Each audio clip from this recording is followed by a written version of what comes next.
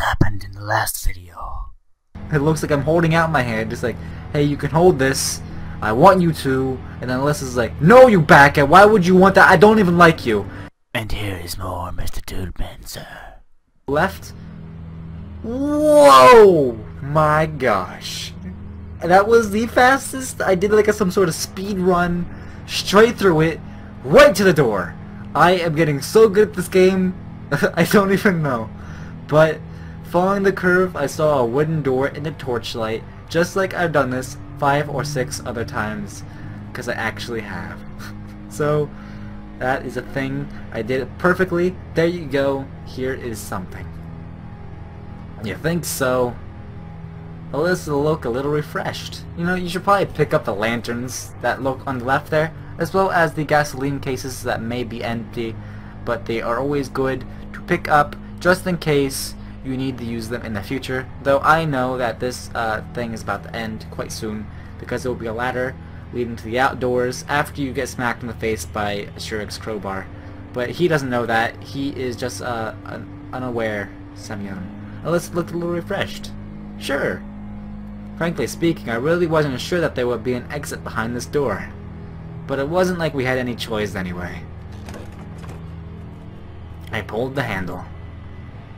We found ourselves in some kind of room that resembled either a boiler room or a utility room under the bomb shelter. And Mr. Angel person is still as quiet as last time I saw him. Empty bottles, cigarette butts, and other bits of debris littered the floor. That proves that there is an exit from these caves. I scanned the room with a flashlight, and in the farthest corner I saw him. Shurik doubled up and trembling all over. Shurik? Who is that? He stammered. Shurik, we've been looking all over for you all night and you're just sitting here? Get up! I'm not going anywhere. He started quietly, but with every word in his voice gained strength until he was shouting at the top of his lungs. Now I won't go with you anywhere. You don't exist. You aren't here anyway. It's a hallucination. It's unscientific. Yeah, it's unscientific. What do you mean you aren't here? Here we are. We came searching for you. Alisa remained silent until now, but then she let go of my hand and took a few steps towards Shurik. What are you doing? I asked quietly. She hesitated for a moment, but then proceeded as if not hearing me. Finally, having come close to the lost pioneer, Alisa slapped him directly across the face.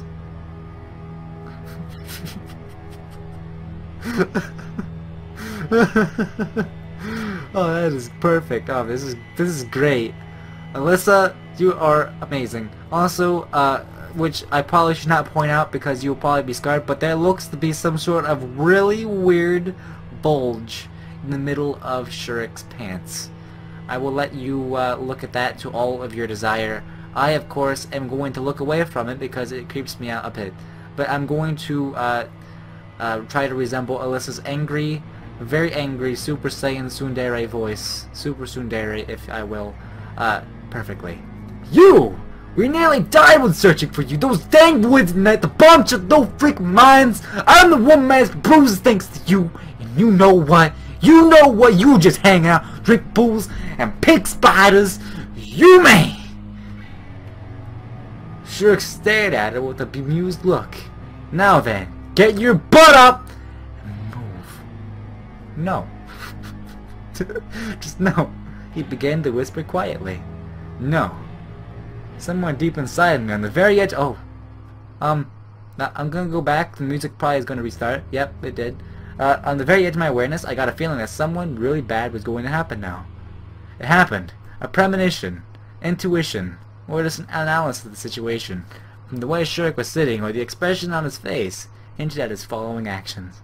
He whipped it out, and beat Alisa in the face with it. Of course, by whip it out, I mean the pipe, not the bulge in his pants.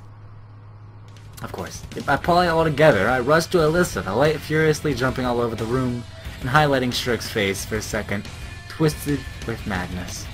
He was wielding a metal rod, and if I had a moment too late, he would definitely have smashed in Alisa's head with it. But I made it.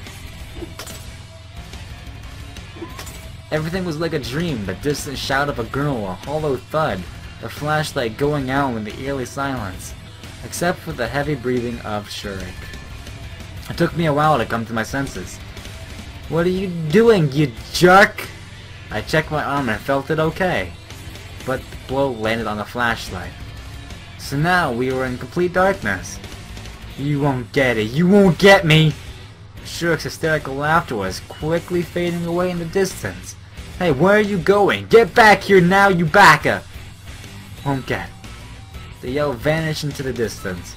What a freak. I tried to fix the flashlight in the darkness. No way. Shurik had smashed it into pieces with his rod. Then I suddenly thought of Alisa. "You okay?" I heard a quiet sob at the same distance I felt her embrace hugging me tightly. Okay. It's all over now. Everything's fine." Well, in fact, nothing was fine. But I needed her to get a grip on herself, otherwise we stood no chance of getting out of here alive. I tenderly caressed her head. I wonder, Alisa crying, is that a funny thing? Maybe in different circumstances. I'm scared. That's okay. I'm scared too. I noticed a strong and sudden transformation in Alisa. But what the heck? Anyone would be scared in these circumstances. Moreover, she's a girl. So why aren't I scared? No, not scared. Why am I still able to keep my mind clear and speak sense? Might it be because I have to worry about more than just myself? Okay, come on. We have to get out of here anyway. Hold on, just a sec. Hey! Said Alisa quietly, and the room became illuminated in the dim flicker of a lighter's flame. Of course, she carries that in her magical bra pocket, because she does not have pockets in a skirt, apparently. I do not know where she pulled it out of, unless she has some sort of a random upper sleeve type thing, even though she's wearing short sleeves. She had some sort of where she kept the lighter at. Where'd you get that from? The statue. She forced a gentle smile and handed me the lighter. Alright. I quickly swept my eyes over the room, searching for something that could be used as a torch. There was some tattered rags and rag among the debris on the floor, but one of the bottles contained some liquid that smelled like industrial alcohol. It's a lantern. Look at me. I predicted the future yet again. I knew he was going to pick up the lantern. For better or for worse, in a minute I was holding something that resembled a flaming torch in my hands. I don't know how long it will last, so we gotta move quickly. Where to? Alisa seemed to be returning to her senses. Let's go back. At least we'll reach the bomb shelter for one thing. There's a light there. She gave me a quiet nod and took my hand. The torch was burning poorly. We had to reignite it every other minute. One, we didn't have to be an oracle to predict that an extremely low lifespan for the ragwood we were using. I became more and more afraid that we wouldn't leave the darkness in the mine. You couldn't really rely too much on the lighter. However, we just reached the hole that led up to the catacombs quite fast. It seems that I memorized the route after all. We struggled to get up, scrambling over the rocks almost blindingly. Okay, where are we going now? Asked Alisa, getting her breath back. What do you mean? We're going to that room with the bunks and the cabinets. Which way is that? I opened my mouth to reply, but suddenly realized that I had not the slightest idea. The hole looked the same from all sides, just like the walls, the floor, and the ceiling. We had not a single hint to indicate the right direction. Well, don't you know? Alisa asked sadly and sat on the ground. No. I replied quietly, put out the torch to preserve it, and sat next to her. Are we going to die here? She rested her head on my shoulder. Alisa's voice sounded flat, one might even say calm, but I could feel that her body was trembling, either with cold or with fear, or with both combined. Don't be silly. Sure, things are getting worse, but they're still pretty far if we're going to die. They will come and rescue us in the morning. Old Matron will call the police, so... I would love to believe that myself. I see. Yeah. I lost track of time sitting there. I was afraid to go forward or backward. I was afraid to make my choice, as a torch definitely wouldn't last both ways. Wandering in total darkness without any source of light was definitely worse than waiting for the rescue here. This was at least we would have some light left for the emergency. Suddenly a rumbling started echoing in the distance. Well, here's that emergency. That was definitely the clank of door bolts mixed in that tumbling. Get up. I harshly pulled Alisa to her feet and lit the torch with shaking hands. What is it? She asked me in dismay. I don't know, but it seems like there's someone. We have to run. To be honest, I wasn't sure if that was such a good idea. What if the mad Shirk is there? And in fact, that's the least of all the evils I can imagine. But we had no choice left. The stones scattered beneath our feet. I desperately tried not to fall down, holding my hand with a torch out in front when dragging Alisa with the other. She ran along in silence, breathing heavily. But I didn't have the strength for time. Finally, the outline of the open door appeared before us, and I leaped into the bomb shelter, readying myself to fight any foe that was there. But the room was empty. I swept my eyes across the room, trying hard not to spot hidden monsters, Shirk or any other evil entity. But it was all exactly the same as it was the first time we'd been here. Except for the door, the second door. It was open. Someone has passed through here. Whoa. I spoke up triumphantly. Who? I don't know. Maybe it was Shirk. But how did he manage to open it? Who the heck cares? Come on. There was another corridor behind that door, and it was ascending slowly. So we're getting close to the surface. I was right. After several hundred of feet, I stumbled upon a ladder leading into a small hatch on the ceiling. It didn't take much effort to open it either. What's up there? Who cares? It's better than staying down here anyway. Oh hey, we made it here. I climbed the ladder and found myself surrounded by gloom. However, this gloom was definitely lighter than the darkness of the catacombs. As my eyes got more used to it, the outlines of the walls, the ladder, the door were leading outside, emerging to the pale moonlight. I helped Alisa to climb up and we literally sprang out of the building. The exit from the catacombs was located in some sort of ruined building that resembled either a nursery, or a country school, or Heavenly Host Elementary. It must be the old camp. Alisa sat one of the swings and wiped the sweat from her forehead on the back of her hand. I see. So I found it after all. I smiled involuntarily. What are you laughing at? She frowned and pouted with displeasure. To put it shortly, she returned to her usual self. So it's not so scary here anymore, is it? I wasn't scared there either. Oh, come on. That's right, I wasn't. Whatever. I was angry. I really felt hurt because of Alisa. If not for me, she would have been still down there, in that dang mine. Where are you going? She asked in a less self-assured voice as I turned around and walked slowly towards the camp. Back to the camp, hopefully not falling down into a tunnel, and then having this whole thing reset itself over again. Hey! Alisa jumped up right away and started to walk next to me.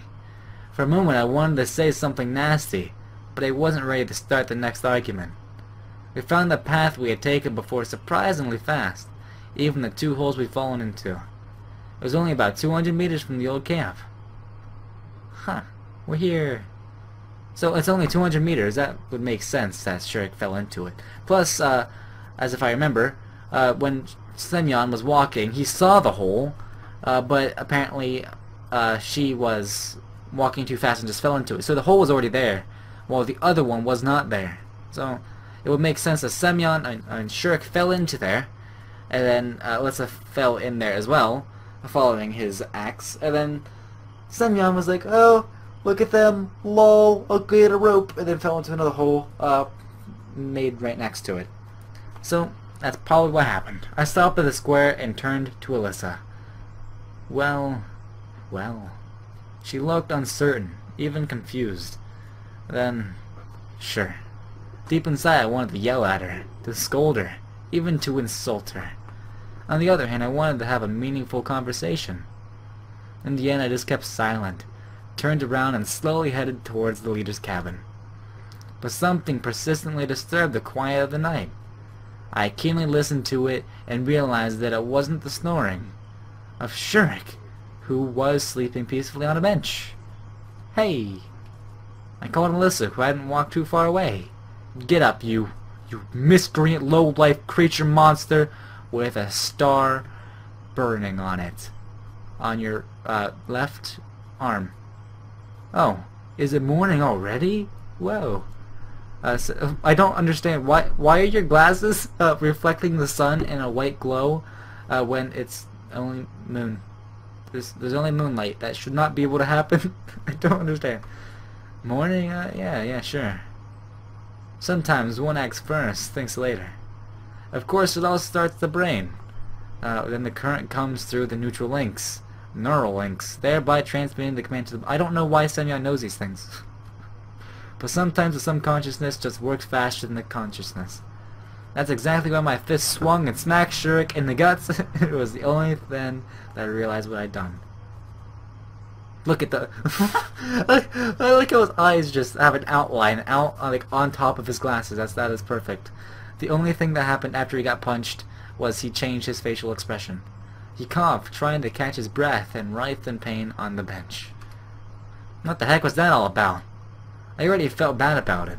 I shouldn't have treated him so rough. What are you talking about? Shurik looked at me in shock. In the mine. What mine?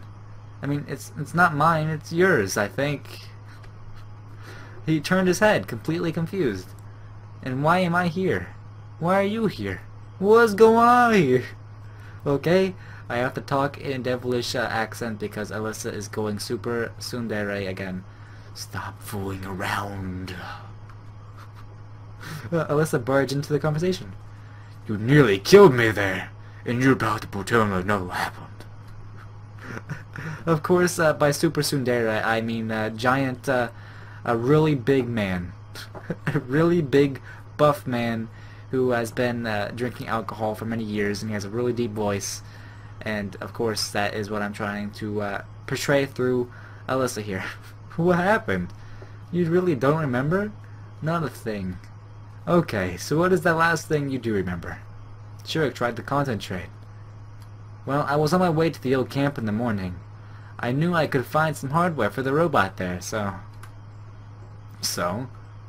And that's all. I don't really recall anything since then. Then I just woke up here. I let out a heavy sigh as I turned away. Well, go ahead. Sweet dreams. Hey, where are you? I ignored Alisa and stumbled away to Olga Dmitrievna's cabin. She stayed arguing with Shurik. I sat in the deck chair and looked up at the stars. The night they seemed to be brighter than usual. Perhaps they seemed so because not too long ago my only source of light was the dim flashlight and then of a torch. The stars are brighter than a flashlight and obviously a torch. Most of the stars, I guess, are even brighter than the sun, but they're so far away. So, why have you come? I asked without even turning my head. Alisa's footsteps could be heard well in advance in the silence of the night. Well, what did Shurik say? He said that he doesn't remember anything. That's all unscientific and nonsense like that. I think he really doesn't remember any of that shock and stress. Who am I to say? I was in the same boat not too long ago. I am still in it though. Do I have amnesia? Well then, why did you come here? Then again, I guess, I knew the answer. That's exactly why I hadn't gone to sleep but waited for her here. Well, Alisa sat down next to me. I kinda wanted to thank you. After all, you down there, you know, no problem. I said gently and leaned back. Well, alright then. She got up and was going to go. If you think that I'm angry with you, I'm not. Everything's okay.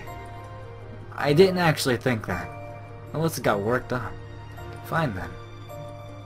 Okay. Yeah. Then, just go already. I said kindly and waved my hand. I'll go when I want to. So now, you don't want to? I want to. Well, is something preventing you from going? Moron!